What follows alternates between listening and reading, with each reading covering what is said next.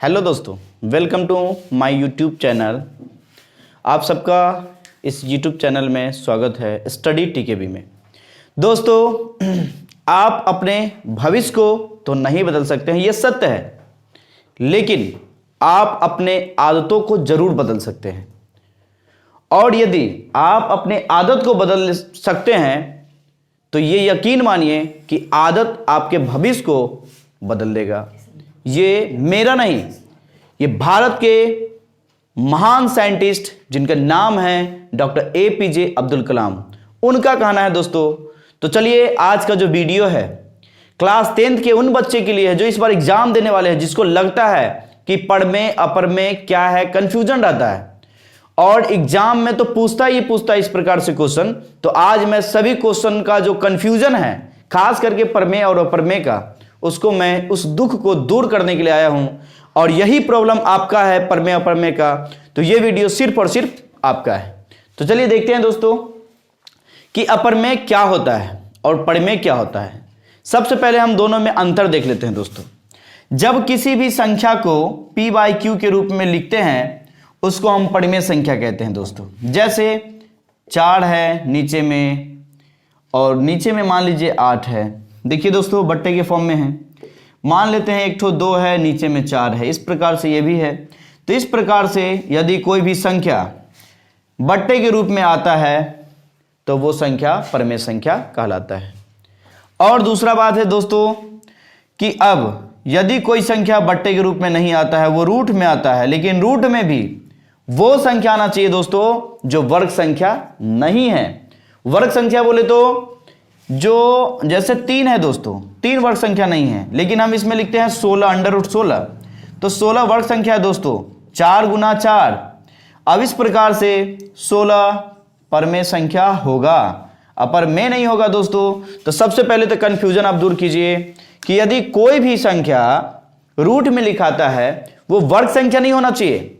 अगर वर्ग संख्या हो गया तो वो अपरमे संख्या नहीं होगा, वो परमे संख्या होगा। इसके बाद अगर वो वर्ग संख्या हो गया तो इसके नीचे 1 लिखा जा सकता है दोस्तों। और किसी भी संख्या के नीचे अगर आप 1 लिखते हैं और ऊपर वाला कोई भी नेचुरल नंबर है तो ये परमे संख्या साबित हो जाएगा।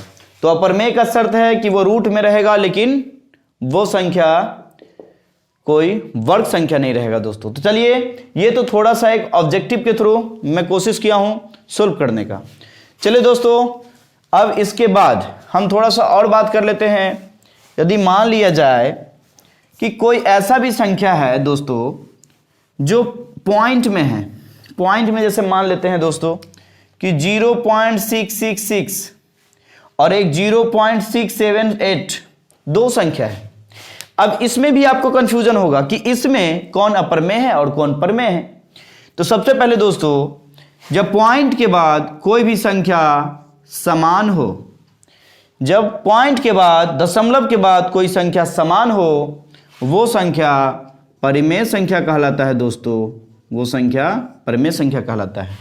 यदि पॉइंट के बाद का जो संख्या है वो समान नहीं हो, जैसे 6 7 8 9 10, इस प्रकार से तमाम संख्या आगे बढ़ती चली जाएगी, उस पीरियड में ये संख्या अपरिमेय संख्या कहलाएगा।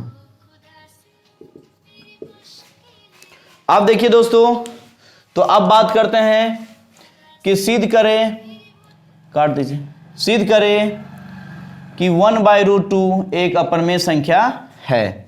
यह सिद्ध करना है दोस्तों। हमें कैसे पता चलेगा कि यह अपरमेय संख्या है और कैसे पता चलेगा कि यह अपरमेय है या नहीं है। तो बात करते हैं दोस्तों।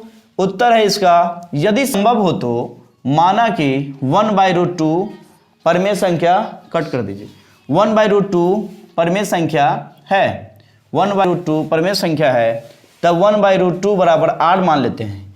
या इसके नीचे आप 1 लिख सकते हैं, तो r को इससे गुना कर दीजिए, इसको इससे गुना कर दीजिए, तो इसको लिख सकते हैं 1/r बराबर √2, समीकरण 1 मान लेते हैं। 1/r, r does not equal to 0 एक परमेय संख्या है, क्योंकि यह 2 परमेय संख्याओं है और एक 1 और r भागफल है दोस्तों। इसका 1 और r जो है वो भागफल है, अतः 1 से परमेय संख्या बराबर अपरमेय संख्या जो अभाज्य है अतः हमारी मान्यता गलत है कि 1/√2 एक परमेय संख्या है। 1/√2 जो है दोस्तों परमेय संख्या नहीं है, अर्थात यह अपरमेय संख्या है दोस्तों। तो चलिए दोस्तों, इस वीडियो में आज सिर्फ एक क्वेश्चन को इसलिए बताया हूं क्योंकि एक क्वेश्चन से 100 क्वेश्चन बना सकते हैं दोस्तों, और मेरा गारंटी है कि इस क्वेश्चन को अगर अच्छे से आप समझ गए ना तो ऐसा 100 क्वेश्चन आप बना लेंगे। तब तक के लिए जय हिंद। अपने दोस्तों में शेयर करना नहीं भूलेंगे दोस्तों।